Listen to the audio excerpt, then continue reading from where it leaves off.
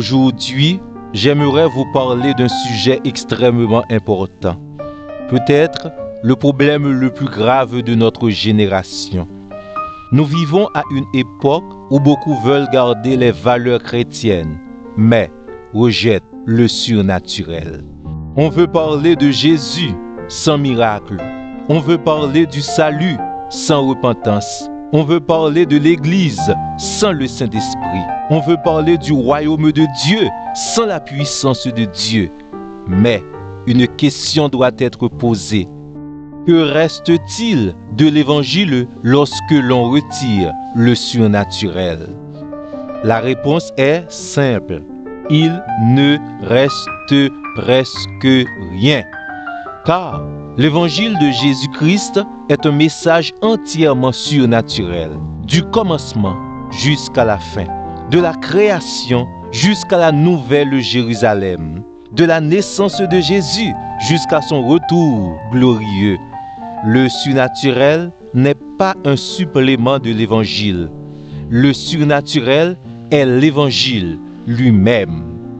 Paul déclare « Mon langage et ma prédication ne reposaient pas sur les discours persuasifs de la sagesse, mais sur une démonstration d'esprit et de puissance. » 1 Corinthiens chapitre 2, verset 4. Aujourd'hui, nous allons voir pourquoi. Pourquoi, sans le surnaturel, ce n'est plus l'évangile de Jésus. Un évangile sans Dieu, ce n'est pas le vrai évangile. Le premier miracle de l'évangile est l'existence même de Dieu. Beaucoup veulent un christianisme culturel, un christianisme philosophique, un christianisme moral. Mais l'évangile commence par une déclaration surnaturelle. Au commencement, Dieu créa les cieux et la terre. Genèse, chapitre 1er, le premier verset. Un évangile sans l'existence du Dieu vivant, ce n'est pas le vrai évangile. Un évangile sans le Créateur, ce n'est pas le vrai évangile. Un évangile sans la sainteté parfaite de Dieu, ce n'est pas le vrai évangile. Un évangile sans la gloire de Dieu comme but suprême, ce n'est pas le vrai évangile. Un évangile sans une Bible inspirée par Dieu, ce n'est pas le vrai évangile. Un évangile sans une parole ayant autorité, ce n'est pas le vrai évangile. Car tout l'évangile repose sur un Dieu vivant qui parle, agit et intervient. Maintenant se pose la question d'un évangile sans le péché. Un évangile sans le péché n'est pas le vrai évangile. Notre génération aime entendre « Dieu est amour », mais elle refuse souvent d'entendre « L'homme est pécheur ». Pourtant, l'Évangile affirme « Tous ont péché et sont privés de la gloire de Dieu ». Romains, chapitre 3, verset 23. Un évangile sans la chute de l'humanité, ce n'est pas le vrai évangile. Un évangile sans le péché universel, ce n'est pas le vrai évangile. Un évangile sans la culpabilité devant Dieu, ce n'est pas le vrai évangile. Un évangile sans le jugement divin, ce n'est pas le vrai évangile. Un évangile sans la justice de Dieu, ce n'est pas le vrai évangile. Un évangile sans la nécessité du salut, ce n'est pas le vrai évangile. L'évangile n'a de sens que parce que l'homme est perdu. Mais, savez-vous, Dieu n'a pas laissé l'humanité dans sa condition. Il a accompli le plus grand miracle de l'histoire. Un évangile sans Jésus n'est pas le vrai évangile. Le christianisme n'est pas fondé sur une idée. Il est fondé sur une personne, Jésus-Christ.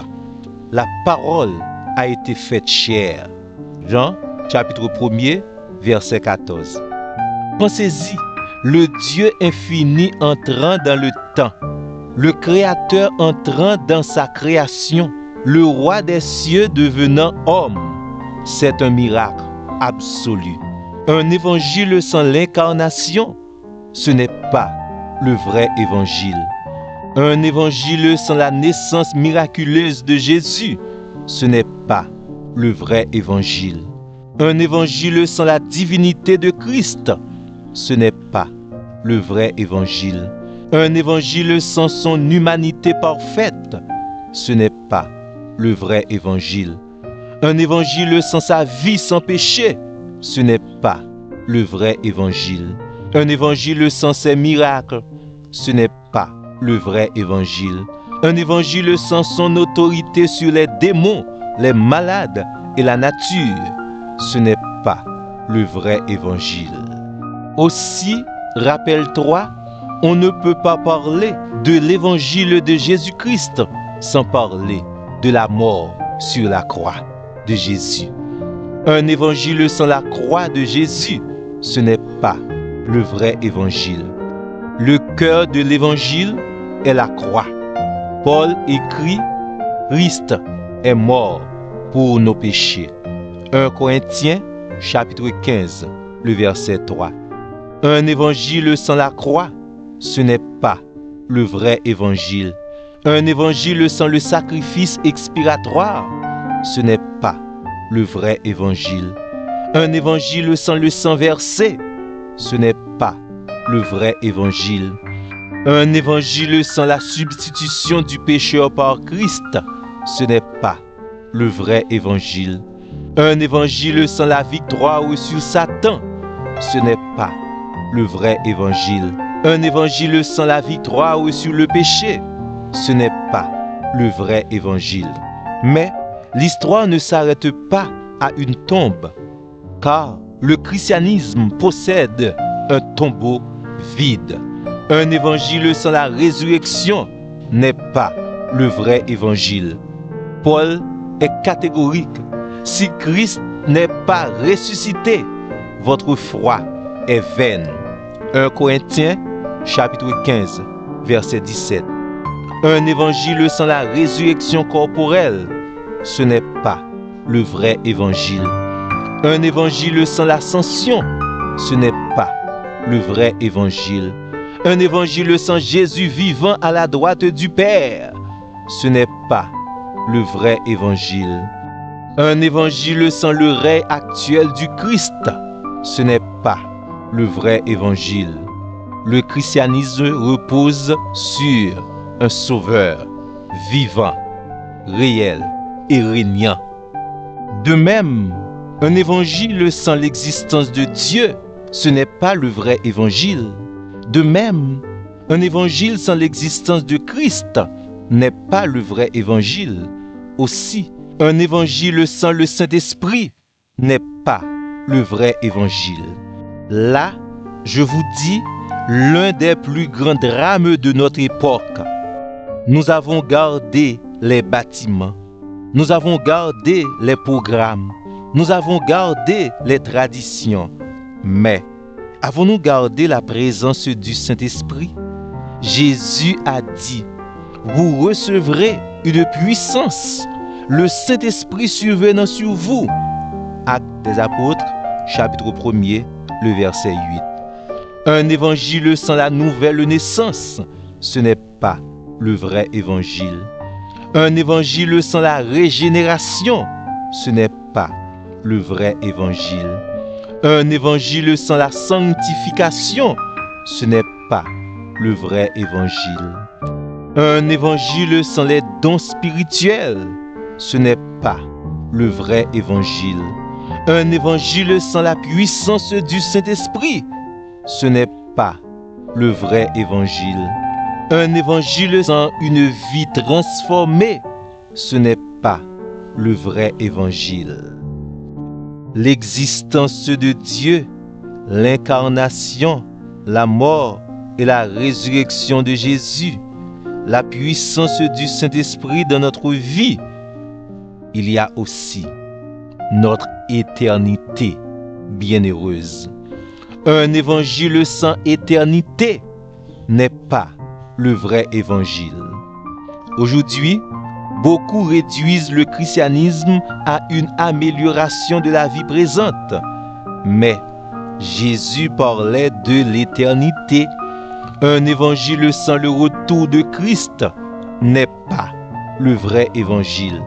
Un évangile sans le retour de Christ, ce n'est pas le vrai évangile. Un évangile sans la résurrection des morts, ce n'est pas le vrai évangile.